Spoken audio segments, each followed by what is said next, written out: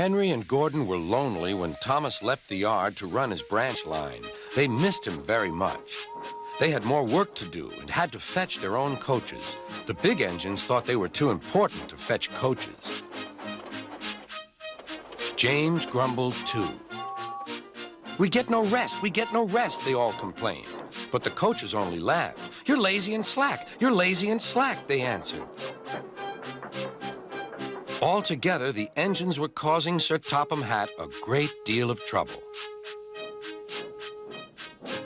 The big stations at both ends of the line each have a turntable. Sir Topham Hatt had made them so that the tender engines can be turned round, because it is dangerous for them to go fast backwards.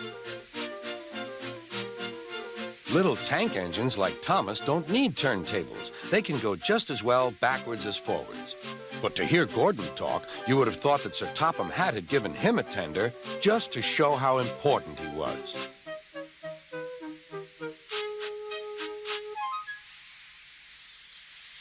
"You don't understand, little Thomas. We tender engines have a position to keep up. It doesn't matter where you go, but we are important. And for Sir Topham Hatt to make us do shunting, fetch coaches, and go on some of those dirty sidings, it's not the proper thing."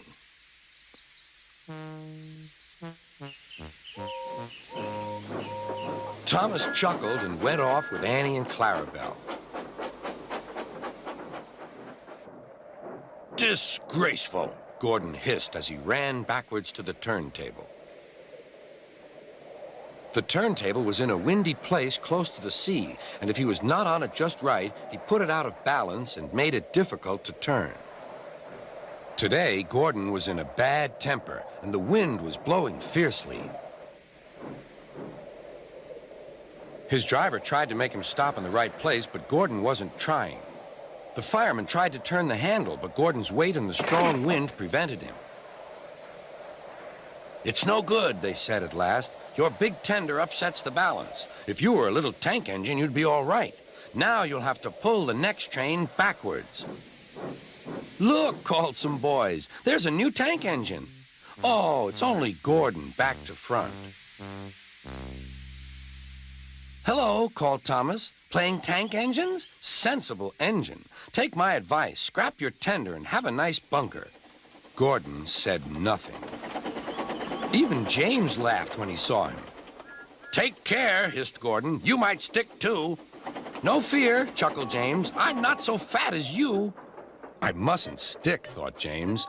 He stopped on just the right place to balance the table. It could now swing easily.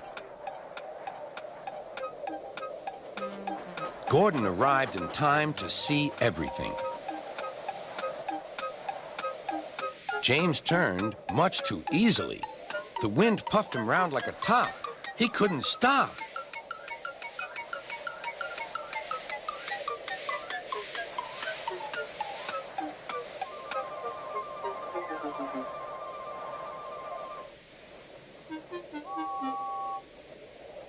"Well, well," said Gordon. "Are you playing roundabouts?" Poor James, feeling quite giddy, rolled off to the shed without a word.